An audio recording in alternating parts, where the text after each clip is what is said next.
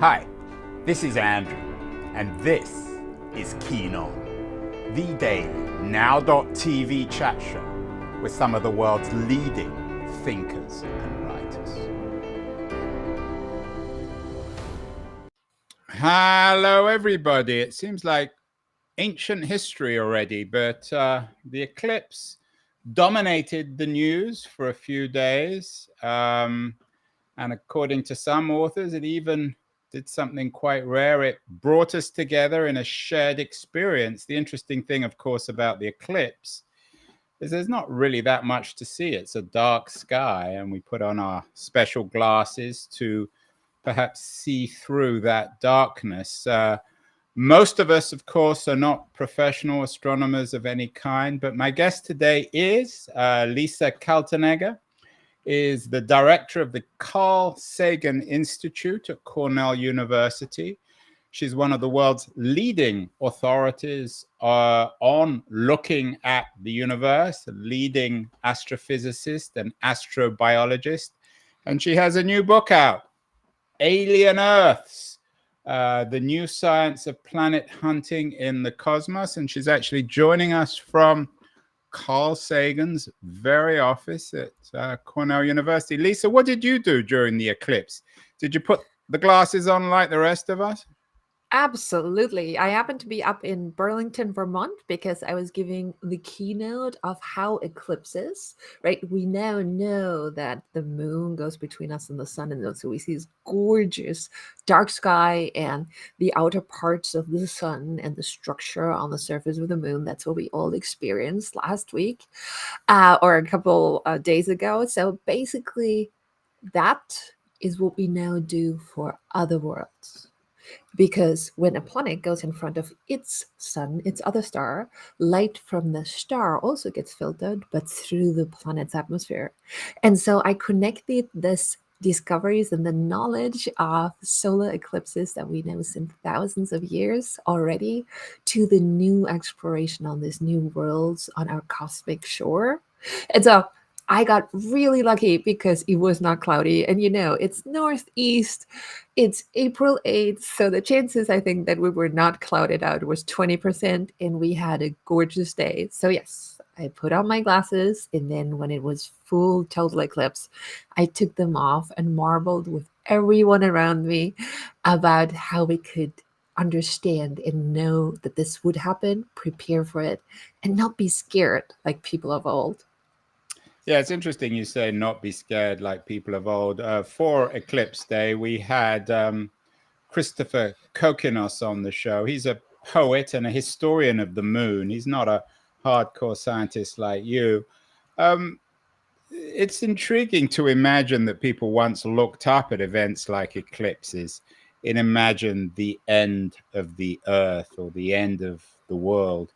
And yet, Lisa, and you don't need me to tell you this, we also live in weirdly apocalyptic times. Do you think there's something in us that lends us humans to imagine inevitably the apocalypse? I think we worry. And I think we worry based on history. And we worry because a lot of times there were a lot of conflict in our history so far. I have high hopes that we're going to develop through that phase, being kind of like an adult phase, right? So growing pains, so to say.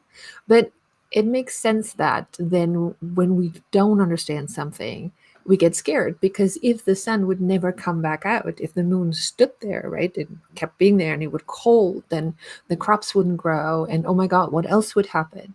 And so I think our human curiosity allowed us to figure out that this was gonna happen and it's gonna go away, and that we could relax for the total solar eclipse. And so I think curiosity is one of the key abilities or capabilities of our species that lets us overcome this fear. And I agree, total eclipses were really scary when you had no idea what it was. And sometimes they were used to win wars. And you had that on your show already. So I'm not going in details on that. But the knowledge, if you know something that your opponent doesn't know, you can use that. But now we're at the point where we can share it and celebrate it all together because it shows us our connection to this beautiful, beautiful cosmos we live in.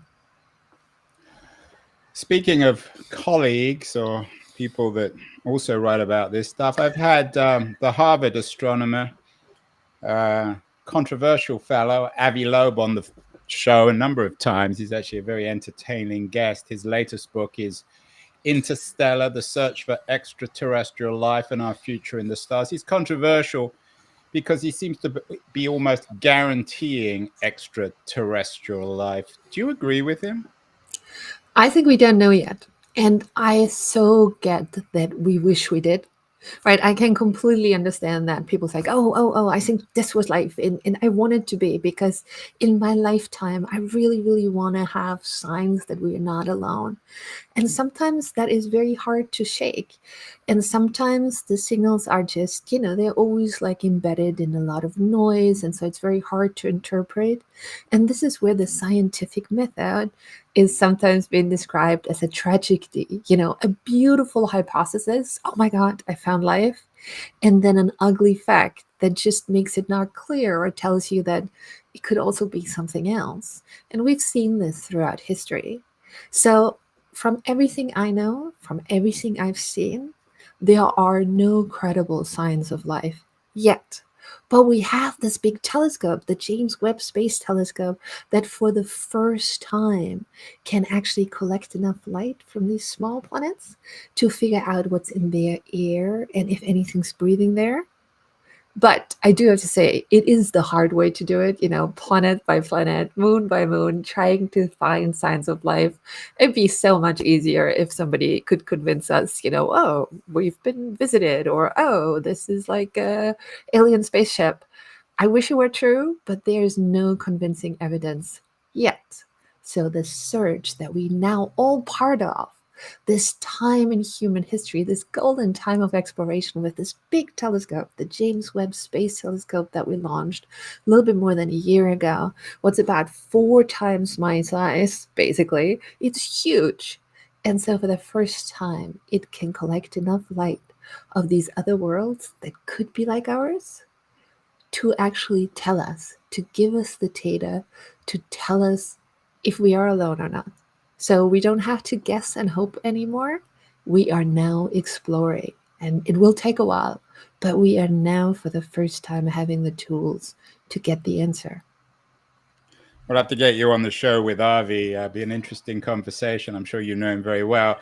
In my conversations with him, actually, I think he almost implied that one of the reasons he was so interested in finding extraterrestrial life was to impress his mother, who was always dominant in his life. There's an interesting piece about you in the New York Times, suggested that you dream of pink planets and alien dinosaurs. I'm guessing Avi Loeb doesn't dream of either pink planets or alien dinosaurs. I'm sure he doesn't even know what a pink planet is.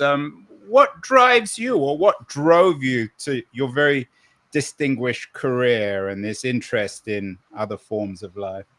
Not a mother, I hope. You're not trying to impress a Jewish mother. I'm not trying to impress anyone. I'm just curious by nature, as I think most of us are, whether we're curious about why is this person laughing at the next table? What's the story? I want to know that too, right? Or we're curious about, ooh, how does the world actually work? Or could you send something to the moon and how does it work in the first place? To where I kind of thought, well, really, we have the tools to figure out if we're not alone. And so the star I see up there, that I now know also has a planet at the right distance. And now I can help to figure out if that planet might have conditions for life and even signs for life. That's how I got roped in. So I'm doing this because I just want to be part of this surge of this exploration, because we are in this new era of space exploration. And the exploration that happened before is, we went on ships, we found other continents, and so on and so forth. But now we find complete other worlds. And we have found more than 5,600 to date circling other stars. So our view is expanding, and we have so many worlds to explore now. This is what drives me, why I'm excited. And the article was really, really cool. And so they basically took together all these different ideas on what it takes to find life on another world. It takes creativity, it takes knowledge, it takes people that are connected. And this is why I built the Carl Sagan Institute here at Cornell, because an astrophysicist alone cannot find life in the universe, because you need to understand what the biology is doing, you need to understand what the chemistry is doing, you need to understand what the geology on these worlds are like, to not miss signs of life, and to also not see signs that aren't there. So a network of scientists is critical. And so we build, I have like with colleagues in a biolab, we build a wide variety of life, because life comes in so many colors. When you go out, you see these different colors, but life comes in a much wider palette of colors than that. And so I want to know what that would look to my telescope. And so things like that need to come into the search to not miss the signs if they're there. You've mentioned Carl Sagan a couple of times. You're in his office. You founder and you run the Carl Sagan Institute. Just remind everyone who Carl Sagan was. Unfortunately, he's no longer around. So Carl Sagan was this amazing astronomer, but also this really gifted communicator. And so he took this excitement of space. There were these first missions, the Voyager missions that went to explore the outer realms of our solar system, brought these first images back of the weird moons, where we're now trying to figure out if they could host life here in the solar system too. But what he did, in addition to his very great science, was he shared. He shared the mystery of the cosmos and the excitement of science with everyone in this Cosmos TV series and in the book. And that is a lot of people I know, whether they became scientists or engineer, but most of the scientists and engineers I know have at one point read his writing, got interested because he made it accessible. He connected it to the human experience. And you were just talking about, pink planets and dinosaurs, because it's really interesting is this idea that it's not just us that you would try to find out there, because you would find a mixture of gases that you cannot explain with anything except for life. So you see something else breathing. And then the question is it alien dinosaurs? And there we probably all have seen the last movie about this one. But is it dinosaurs? Is it biota? Is it a species that could be akin to ours? What can evolution create? And so all of that also feeds back to humanity, to our understanding of ourselves, our understanding of us in the cosmos. And Carl Sagan put this beautifully in context. And so he brought a lot of people in that maybe sometimes thought that science was dry and not something that was relevant to them, because we live in this gorgeous, amazing, beautiful cosmos, and all of us are explorers. And for the first time, we are at the verge of finding out if we're alone. Are we really explorers? Most people I know, Lisa, mostly don't even get out of their neighborhood. Most people live and die where they were born. Why do you believe that we're mostly explorers? Because I think in each small way, even if you never leave your neighborhood, you explore, you try to figure out what are the neighbors, how can you make connection? What is there? What is the biota? What can you do? It's just whether it's small or big, and in every neighborhood. And this is the experience I have over and over again. People look up at the sky, they see these other stars. And what we know now is that 1 out of 5 of those stars has a planet that could be like ours. 1 out of 5. And Incredible. in our galaxy, the Milky Way, we have 200 billion stars alone, and there are billions of galaxies. So even if you never leave your backyard, we are living in this incredible time of exploration. And just look up. These are the stars with their worlds that we now starting to explore. And the second part, if you don't care about whether we're alone in the universe, and that's perfectly fine, is that with every other Earth like planet that we find around another star, circling another star, we learn more about how a world like ours works and how we can keep the different neighborhoods, even if you never leave them, safe and prosperous. Lots more to discuss. We're going to take a short break. We're speaking with Lisa Kaltenegger, author of a wonderful new book, Alien Earth. She is one of the world's leading astrophysicists, looking up at the world through this magnificent telescope that she talked about, the Webb Space Telescope. And she's in charge of the Carl Sagan Institute at Cornell University. Going to take a short break. When it comes to looking at things, maybe not so much the universe, but the world itself, Liberties does a good job. A quarterly journal of culture and politics helped bring us such amazing guests as Lisa Kaltenegger. Going to run a short feature about Liberties, and then we'll be back with Lisa to talk about the new science of planet hunting in the cosmos, and whether we should or shouldn't be celebrating the potential discovery of new life. So don't go away, anyone. The aliens will be back in a second. News, the noise, there is nuance, insight. Liberties is not just a journal of ideas, it's a meteor of intelligent substance. It's the place to be for engaged citizens.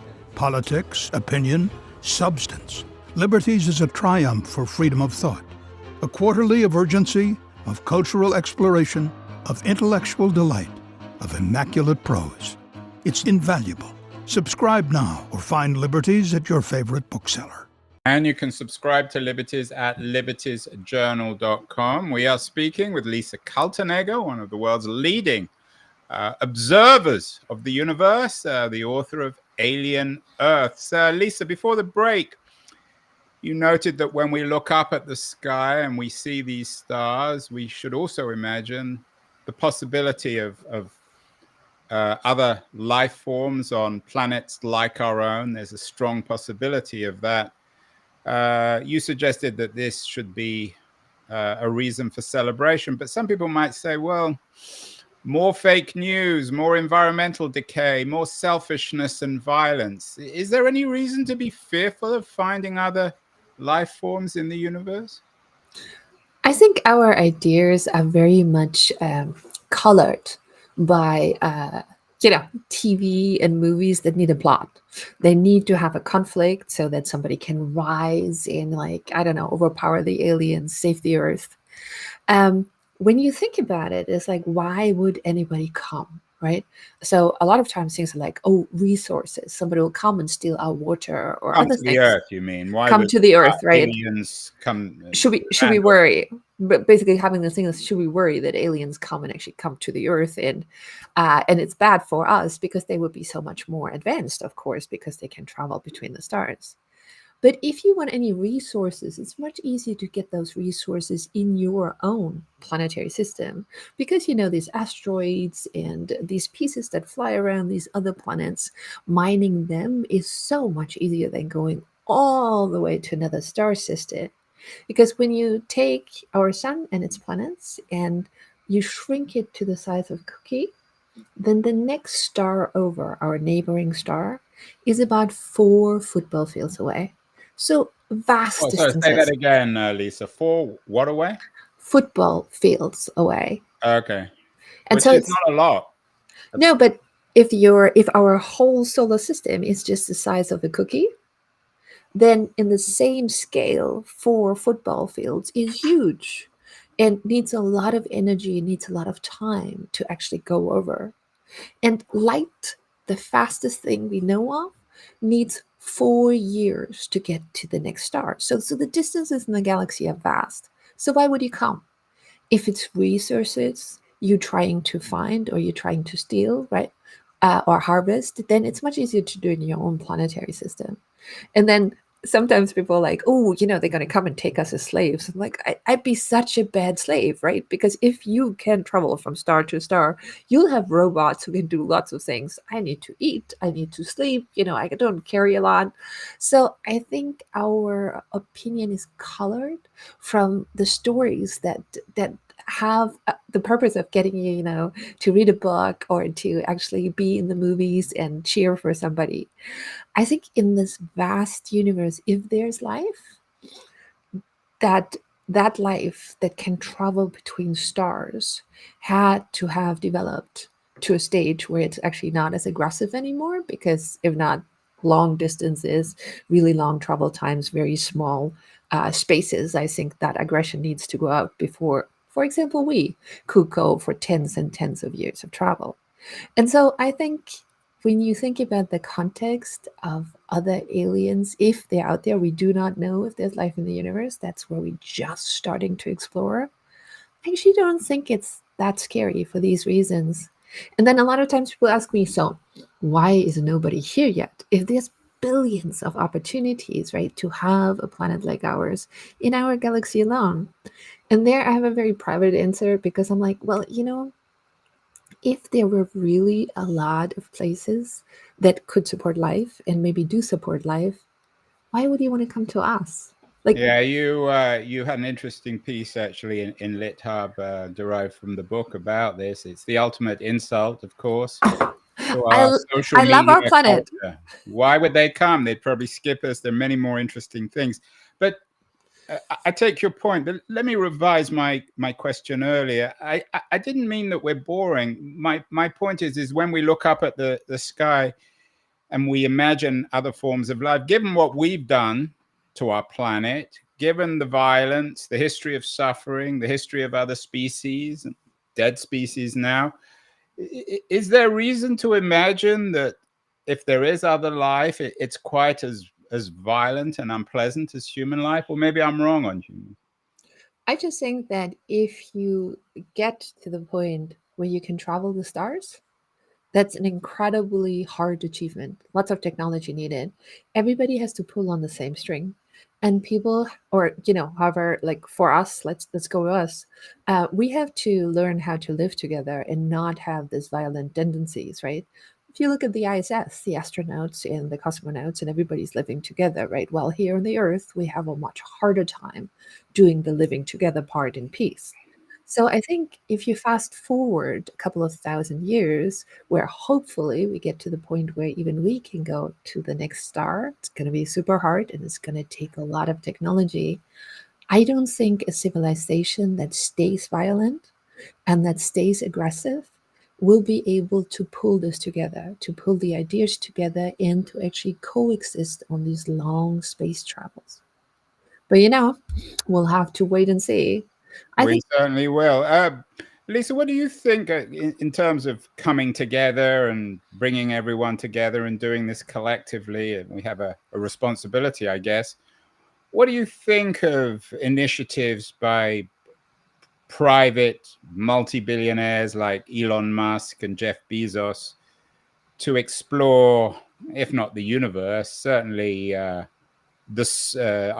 solar system independently of state-supported groups like NASA? I think if you do it privately, that allows you a lot more flexibility, and it also allows you to use technology that might not have been proven for space. So the advantage here is that if that technology works in space, it's just never been in space, that is not proven for space, then it becomes automatically proven for space. And then space agencies that are using tax dollars, right, and have to be very, very responsible about what they can fly and how secure they must be that things work in space, can then use that technology too. So I think, or to me, this private exploration of space is a little bit born out of the frustration of the pace that state agencies have to go, because they have to be very safe and they have to use the tax dollars really, really well, right? You don't want to send something up, it blows up, and then that money is lost. And so I think it's a great combination of exploration. And I also think there's a lot more links between space agencies and these private organizations than you generally see. And some of them actually supply launch capabilities for space agencies. And in reverse, some of NASA actually then gives grants out or gives money out for them to develop some specific components that helps the private industry. So it goes hand in hand. When we have the capability to just go into space and explore, then the big question will come up. We will need a kind of framework Not anybody can just go to Mars and bring whatever bacteria they want and then, sow it out there and say, oh, Mars has life. I know because I brought it there. But once we're there, we should have that capability in place once we have access for space for more people than just space agencies. Of course, it was the Sputnik moment in the early 60s that literally and figuratively launched the American successful mission on the moon. And we seem to be at another Sputnik moment. There's increasing tension, rivalry between the US and China in terms of space travel. Is this one area, Lisa, where humans can actually come together or should come together? Not just the Bezoses and the Musks of the world, but the people who occupy the White House and the people who run China? Absolutely. And I think if you have a look at scientists, I think scientists are usually the last people who stop talking to each other, like if you think about it internationally, because they are driven by this curiosity about, going to the moon, and they don't want to have to care that they are not from the same country, because this is the idea that they all rally around. And then, of course, financially, it's set up so that each country has their own space agency. But there's no reason why that can't get interlinked, like it was for many countries, for the International Space Agency. And like we are planning to do, there was just this announcement between, for example, Japan and the US to go further and explore the moon. But yes, I'm fully with you. Everybody should do this together, because everybody doing the same thing again and again, it's just making it so much more expensive, and it's going to take so much more time to do it than if everybody pulls their resources and does it together. Of course, proving life elsewhere or other species is speculative, but you noted earlier that this work has also enabled us to understand ourselves better. That's not speculative, that's real. Explain what you mean, and what do, like, the work you do, your book, the Carl Sagan Institute, and this new remarkable Webb Space Telescope, how do they help us understand ourselves? So if we just go for the search for worlds like ours out there, if we find many other rocky planets and we can explore them, that's the next step. That's what we're starting to do right now. Then all these explorations, all this information will tell us how a rocky planet like ours works.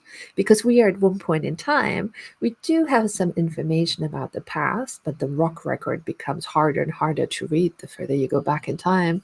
And we don't really have any information for the future. With extrapolation, we can think about what's going to happen.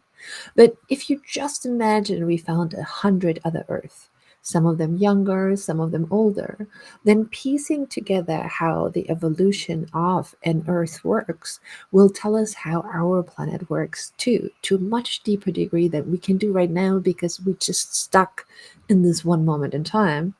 And the way that I explain it in class a lot is when I say, like, look, it even could give us a view in a potential future.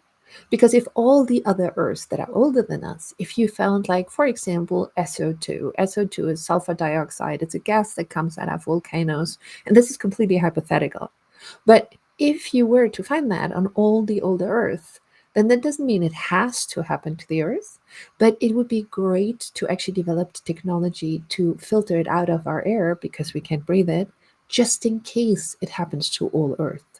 And so the information that we gain from these planets that are like ours but circling other stars can inform us to safeguard our own world. And the other thing that you mentioned before, this exploration of space, one thing that I think a lot of people don't think about so much is that space is incredibly harsh. It's one of the worst environments you could imagine. So you have to perfectly recycle, and you have to perfectly clean your water and have a great life support system.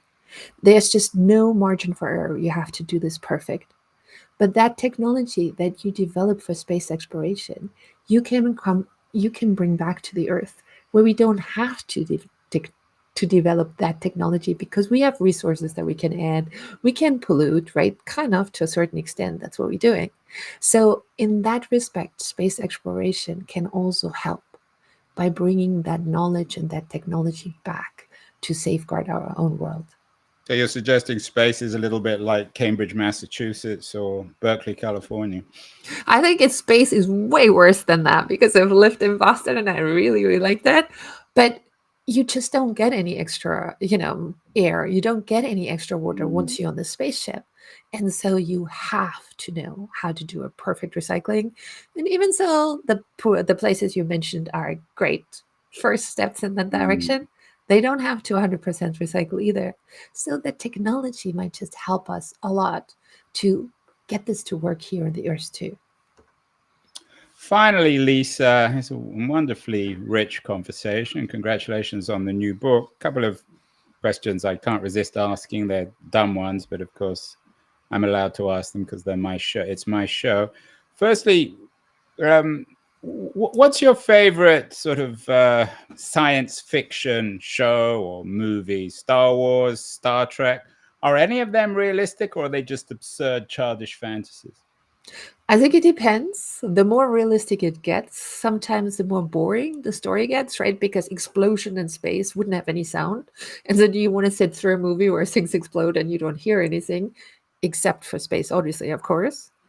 I really like stories. So I like, for example, Contact. That's like the movie that Carl Sagan wrote about billions and billions. So we were trying to find life in the universe.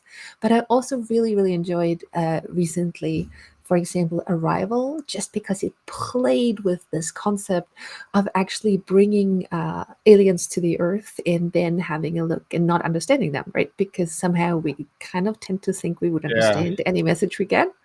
And so I love that aspect of it. And then there's a couple of like Valerio and the City of a Thousand Worlds, right? It's just beautiful in terms of pictures. So I love sci-fi. Also, if you think about Pandora and Avatar, like how much science they put in, but still have a story that they're trying to tell, right? I really enjoy sci-fi, and it is okay if some of the things are not. Do you think that out here in California, guys like Elon Musk grew up with Star Trek? Is there something rather male about shows like Star Trek? I think if you have a look at Star Trek, you see the first female officers. Fair enough, the first one was a communication officers, but they played with this way before normal shows did it, right? Because they were fantasy, they were science fiction, so they were allowed to break the stereotype. And so, in that sense, when you also have these female captains on the Star Trek shows, right? In that sense, they're actually quite progressive. And so I actually enjoy watching them. And then there's the last Star Trek, for example, the new series that just started, features a female captain, and she's amazing. So I enjoy science fiction all through, and I try to also bring that into the book. Could that world be real? What could work about it? In which worlds out there even weirder than anything science fiction had actually imagined? You noted in Star Trek that the females were fantasies in terms of their positions and power.